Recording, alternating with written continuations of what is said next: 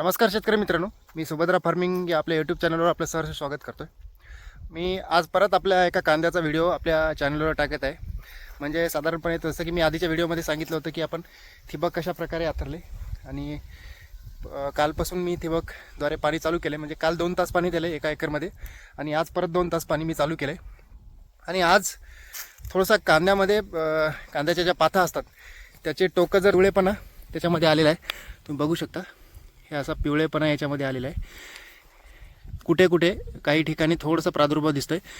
याचं कारण असं आहे मित्रांनो की थोडी थंडीचं प्रमाण जे आहे ते थोडंसं वाढलेलं आहे। थंडी वाढल्यामुळे कांद्यावर बुरशीचा थोडासा असर जाणवतोय।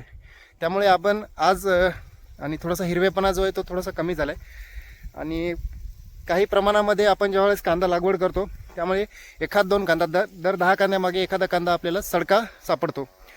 तर त्या सडलेल्या कांदा पण एखाद्या वेळेस आपल्याला टाकल्या जातो। आता सगळं काम आपण मजुराद्वारे करतो तर ते कांदा टाकल्या जातो, त्यामुळे थोडासा आळीचा प्रादुर्भाव पण आपल्याला कांद्यामध्ये दिसतोय।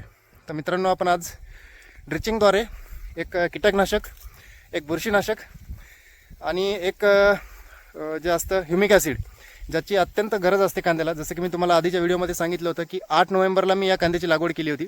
जवळपास 8 नोव्हेंबर ते 8 डिसेंबर 1 महिना आणि हे वरचे 12 दिवस, म्हणजे जवळपास 40 ते 42 दिवस झालेले आहेत। आणि आत्ता 35 ते 45 दिवसामध्ये आपल्याला ह्युमिक ॲसिड देणं गरजेचं असतं, कारण की कांद्यामधला जो हिरवापणा असतो किंवा पिवळेपणाचा असतो जर दूर करायचा असेल तर आपल्याला 1-2 वेळा तरी आपल्याला ड्रिचिंग ह्युमिक ॲसिडची करावी लागते। तर मी आता तुम्हाला सांगतो की मी कुठल्या कंपनीचे औषधं वापरलेत आणि कुठल्या कंपनीचं कीटकनाशक वगैरे आणलेले। तुम्ही बघू शकता माझ्या हातामध्ये मित्रांनो, क्लोरपायरिफॉस 50% आणि सायपरमेथ्रिन 5% हे इन्सेक्टिसाइड म्हणजे कीटकनाशक हे आणलेले आहे। हे एकदम लोकल कंपनीचं आणलेलं आहे, असं खूप जास्त काय प्रादुर्भाव दिसत नाही। आपापल्या आळीचा प्रादुर्भाव किंवा आपल्या आळीचा मारा बघून तुम्ही औषधाची कंपनी चेंज करू शकता। मी एकदम स्वस्त दर्जामधलं हे औषध आणलेलं आहे, फिल इंडस्ट्रीजद्वारे याची प्रोडक्शन झालेलं आहे। तुम्ही बघू शकता क्लोरपायरिफॉस 50% आणि सायपरमेथ्रिन 5%। याच्यानंतर मित्रांनो, मी बुरशीनाशक थोडंसं चांगलं आणलेलं आहे। याच्यामध्ये इंडोस्विस कंपनीचं आहे, मेटॅलॅक्झिल 35% वाले आणले, सिस्टमिक फंगीसाईड हे बुरशीनाशक। याच्या आधी मी साफ वापरलं होतं, याच्यामध्ये साफ जे बुरशीनाशक असतं ते वापरलं होतं, मेटॅलॅक्झिल इंडोस्विस कंपनीचं। आणि सगळ्यात महत्त्वाचं म्हणजे आत्ता सगळ्यात जास्त गरज असते आपल्या हळदीला ह्युमिक ॲसिडची। तर महाफीडचं तुम्ही बघू शकता रूट मॅक्स आणलेलं आहे, Mahafeed a complete plant nutrition company. त्याच्यामध्ये आपल्याला ह्युमिक ॲसिड आहे, फुल्विक ॲसिड आहे, potash, cadmium, chromium, copper, zinc, lead, arsenic हे सगळं आपण एका एकरच्या कांद्यासाठी आणलेलं आहे मित्रांनो, तुम्ही बघू शकता। पहिलं तर आपण बुरशीनाशक सांगितलं तुम्हाला मेटॅलॅक्झिल नावाचं, त्याच्यानंतर महाफीडचं एक रूट मॅक्स आहे ह्युमिक ॲसिड आणि एक सायक्लोन नावाचं सायपरमेथ्रिन आणि क्लोरपायरिफॉस। त्यांची आपण आज यांना ड्रिचिंग करणार आहे। तुम्ही माझ्या मागे बघू शकता, ड्रिप चालू केलेलं आहे मी।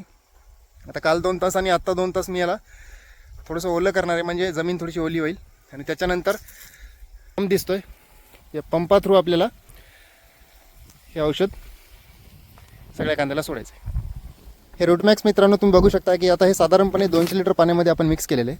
हे मिक्स करताना आपल्याला काळजी अशी घ्यायची आहे की ज्यावेळेस आपण याला मिक्स करतो ते एकदम पाण्यामध्ये न टाकलेलं, जसं आपण स्लरी बनवताना किंवा मग बेसन मिक्स करतो, आपण ज्यावेळेस हळदीचं औषध बनवतो त्यावेळेस हळदीला टाकण्यासाठी जसं आपण बेसन मिक्स करतो तसंच याला मिक्स करावं लागतं, एकदम करलं।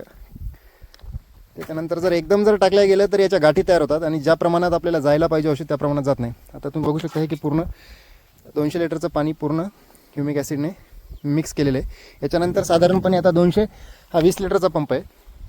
तर हे 500 ml सायक्लोनच्या नावाचं औषध आहे, क्लोरपायरिफॉस आणि सायपरमेथ्रिन, हे पण आपल्याला या टाकीमध्ये मिक्स करायचं, म्हणजे साधारणपणे आपल्याला 10 पंप आपले या औषधाचे होतील। तुम्ही बघू शकता हे पण मी या टाकीमध्ये मिक्स केलेले आहे।